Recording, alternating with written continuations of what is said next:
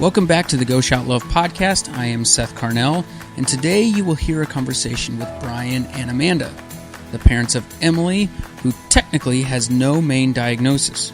Now, she does have others, like cerebral palsy, epilepsy, hydrocephalus, and restrictive lung disease, but no official diagnosis to point towards those. You will hear Brian and Amanda share what it is like to find out all of this after Emily was born, what it's like to have the doctor share that kind of news after so many tests, and you will also hear how, as a couple, they handle the day-to-day. As always, along with me is Jessica Santo, our talented family relations director and photographer. And please take a moment to rate and review us on Apple Podcasts. It will help us go a long way to shout love for families like this. Please enjoy the conversation. So walk us through, when did you first find out that something was... She loves men's voices. Really? She loves men's voices. So Emily's just over there smiling away. yeah. When did you guys first receive any sort of diagnosis? Which was it? It wasn't a real diagnosis. After she was born, they noticed that her head size was on the larger side. So they wanted to do a head ultrasound, and she had also failed her newborn hearing test. So did you guys have any idea when you were pregnant that you had No. a special I kiddo? didn't have a lot of ultrasounds, but everything that I had was normal. The doctors think that she either had a series of strokes or an infection late in my pregnancy because everything was normal up until the end, pretty much. And after the head ultrasound, our local hospital didn't have a lot of pediatric specialists, so it was kind of, there's something wrong, but nobody really knows what's going on, but she's stable. She's eating, peeing, pooping, doing all the newborn stuff, Yeah. so take her home and schedule a follow-up with a neurologist in Boston. And then 10 days later, we were extremely late for our appointment because of traffic, and we're told that the doctor only had 5 minutes to spend with us. Oh. And after we were in with him for about 40, we kind of had an idea that he was concerned about things. And he sent us right for an emergency MRI, and they found that she was missing the majority of her brain, and she was about 9 days old at that point. That just seems crazy to me that they wouldn't know that as a baby, as a newborn. Wow. So how did you how did you handle that? That's a huge... It huge was piece of shock, information. and Yes. we were 23. I don't think that I was 23. I don't think that I truly understood the gravity at the time because she looked and acted like a perfectly typical newborn. And he took us into a room to give us the results, and the doctor that just met us, just grabbed my head and kissed the top of my head, and Oh, wow. it was... Oh, wow. That's Yeah. a doctor here at Boston's. He's since gone into D.C. Oh, that's a thing you'll never forget. No. That compassion. Yeah. Wow. How did you take that as a husband and a father? Scared. Yeah. Not knowing what was next, really. But looking back on it, what would you have told yourself if you could tell yourself back then something now? What would you tell that person? One of the things that she taught us, don't sweat the small things. Take everything day by day. Mm-hmm. Yeah. I'm sorry if this is kind of an ignorant question. Has that gotten easier the longer, like the older she gets, or do you find yourself... So when we have a lot of Go Shout Love kids that are little, like they're all usually under the age of 10 for sure. Yeah. So Emily being almost 12 is kind of rare to us. So has that gotten easier over time, having a kiddo with her I think diagnosis? more comfortable, not necessarily easier. We just know the routine now. I was going to say more routine. Yeah, we know what is a cause for concern, whereas early on it was everything just scared us. We had no clue what little changes in her breathing meant or things like that. We need to go to the hospital for something small. Then, now it's like, okay, we've dealt with that. Yeah. We can do a it lot at of home. What's been your biggest challenge with Emily over the last 12 years? Ooh. Like, is there a moment that kind of sticks out that just feels... I guess I wouldn't say necessarily overwhelming, but just a moment where you guys said, this is... She's had a few moments that were a little scary for us. She went septic a few years ago and had to be transferred from our local hospital to Boston. She was on medication to keep her blood pressure from dropping. That, health-wise, was the scariest for us, but the hardest to watch. She had hip surgery in 2013, and she had hardware in both hips. Oh, wow. And 2 years later, she was having pain from the hardware, but the bones were all healed, so her surgeon took the hardware out. And 2 days later, she had a muscle spasm, and her femur snapped through the empty screw holes. Oh, my gosh. How old was she when that happened? 9? Oh, so that wasn't too long ago. Maybe 8. It was 2015, yeah. How does Emily communicate? Does she, she's nonverbal, right? She's completely nonverbal. She smiles, she giggles. If she's mad at you, she turns away and lets you know she's done. Does she use a Toby or anything, an eye gaze system? She does not. She's legally blind, so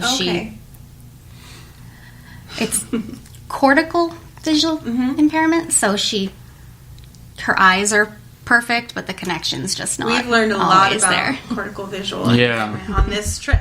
Yeah. We have 3 kiddos with it, so we've learned a lot about that.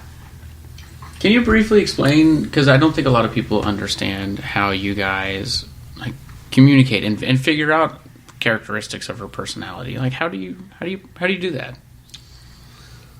Generally, it's just smiling, cooing.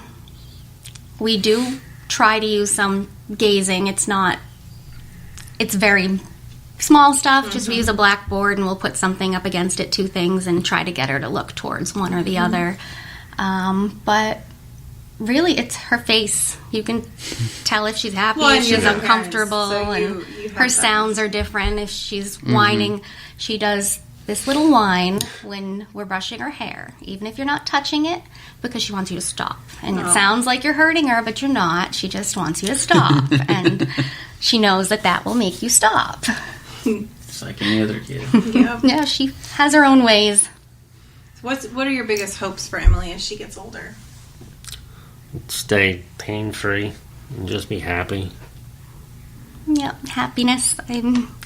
She's going to write her own story and do what she's going to do.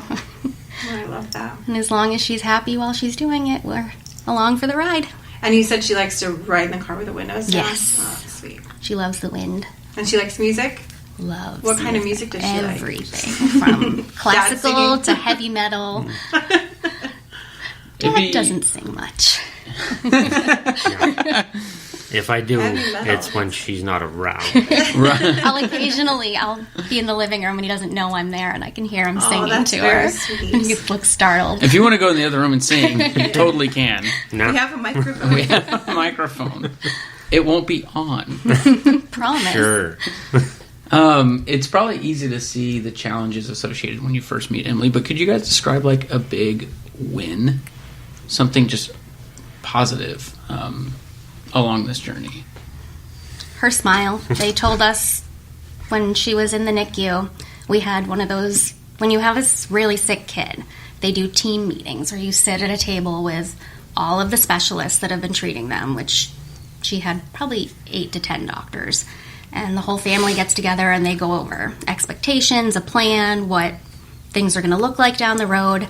And it was just a list of she's never going to move. She will not see her first birthday. She'll never smile. Oh, wow. She probably, if she leaves the NICU, she won't breathe on her own. It was just a whole bunch of that. So just the fact that she's almost 12 and she smiles and she responds, it's... Why do you think they go over that list like that? Because I would say 75% of the kids that we talk to, they've been read that list. Right. And they're all doing so well, generally speaking. And I'm probably, we just talked about this last night, I'm probably in the minority in my feelings on it because I'm glad that they did. Because being a new mom, 23 years old, if things had gone the way that they had explained to us, I would have needed to be prepared. I don't know how I would have handled it if we lost her or something within her first year, or she never did smile, if I didn't know going into it that was a good possibility. So 23, that is very young. I'm 34, and I think about where I was when I was 23, Yeah. and it's crazy. How did you handle that being so young? Did you have family? I had family, friends, him. Yeah. How old were you? 26. 20, yeah, so you both were very young. I can't tell you how much we love introducing the world to families like these, but we also like making an impact in their lives and helping with their everyday needs. So we sell creative apparel, and half of all those proceeds go directly to the families. So head over to our website, GoShout.love, and purchase a t-shirt, mug, hat, or more, and each purchase in May will go towards widening the doorways in Emily's house, making it more accessible. You can also start a monthly subscription and shout love for great families every month. Use the discount code PODCAST at checkout to save $5 on your first order when you start a subscription. Again, that's $5 off your first month with the discount code PODCAST at checkout. I guess how did they prepare you for that when there wasn't like a main diagnosis? Is it just because a lot of her brain was... Right. Okay. That had to be a lot of process out, considering they're not giving you technically a name. Yeah. When we left the hospital, there were a few little things that we hadn't picked up yet, like a bathtub for her and some small stuff like that. And I just remember when we got home, my mom and I were sitting on the couch and she was sleeping, and I said, I don't know, do I buy a bathtub? Like, I don't know if I need one. That's hard. Yeah. So we meet a lot of parents who get the diagnosis or some diagnosis before delivery, and you didn't get that. No. That had to be a tough day. It was. I remember when we were sitting in the hospital room and the pediatrician came in after the head ultrasound, and we were just watching TV right after she was born. She was 2 days old, and as soon as she walked in, she shut the TV off, and we knew something was wrong at that point. Did you know anything right when she was born? I mean, No. Did she look like a perfectly healthy baby? Yep. So, Dad, what would you say to a dad who's sitting in your shoes in the hospital right now when you were 26? What would you tell him?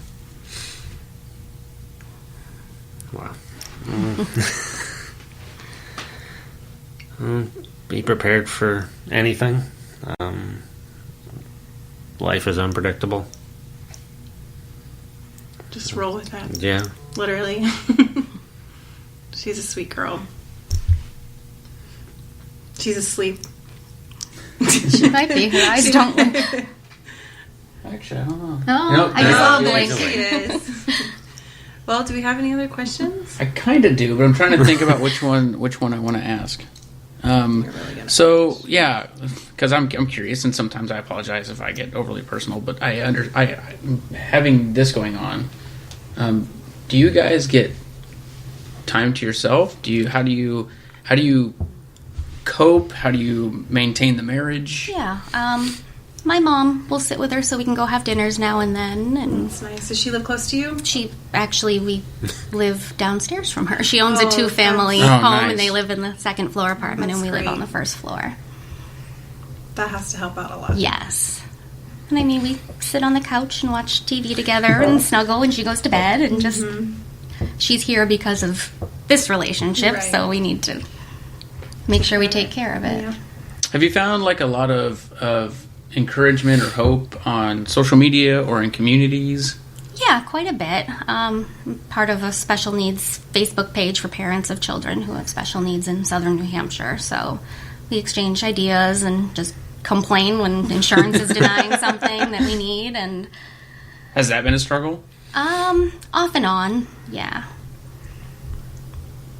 And it always seems like it's for something that's the most important. Mm-hmm. She has a vest that does chest PT for us so that we don't have to sit there and tap on her all the time.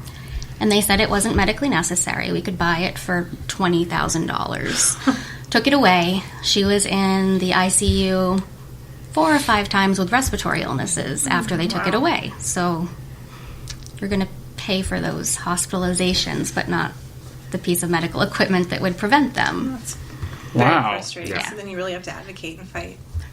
Her for it. pulmonologist. That makes zero Yeah. sense. Yeah. There's a lot of situations like that. She's on a medication for reflux, and when she's not on it, her stomach bleeds, like vomiting. She vomits we tried blood. 3 or 4 different other meds to use in place of it, and none of them insurance worked. would not cover this medication, and she was in and out of the hospital because she's bleeding. That has to be so extremely frustrating as a parent to know that there's something out there and you can't get your hands on it. And it's still what she was on technically is not covered. It's a liquid compound medication, so we have to get the pills from the pharmacy, mix them with baking soda and water, and make it ourselves. Like yourself? Yeah, Wow. we have to make it ourselves every month. Wow. So did you guys end up getting the vest? Her pulmonologist wrote to a newer company, not the one who kind of monopolizes the market. It's a smaller company, and they said that they didn't care if insurance covered it or not. They were giving it to us. Wow, that's incredible. I think it was like 3 days later. Yeah, they were literally right on top of it. It was at our house when she was discharged from a hospital stay. That's so great, but it's almost a little frustrating. Like, it's so easy for you just to give this to us. Just give it to us. I'm going to jump back for a second. You know how you were explaining earlier how they told you what to expect. What do doctors say now when they see her? Nothing. They have all just said she's writing her story. We'll treat her and do what she needs along the way. That's incredible. Surpassed anything that they've... How does that make you feel? In awe, Yeah. like, of everything that she is, and it's just You have to be incredible. so proud of her. Yes. Very much so. Defying the odds, for sure. Thank you so much for listening. We had a great time talking with Brian and Amanda, and I hope this conversation blessed you also. If you get a chance, please rate and review us on Apple Podcasts or wherever it is that you listen so that we can continue to reach further stories like these. And also, if you are going to start a monthly subscription to Shout Love for Families every month, please use the discount code podcast at checkout to save $5 on your first order. Discount code podcast. As always, thank you for shouting love, and please continue to do what you're doing. We really do appreciate it.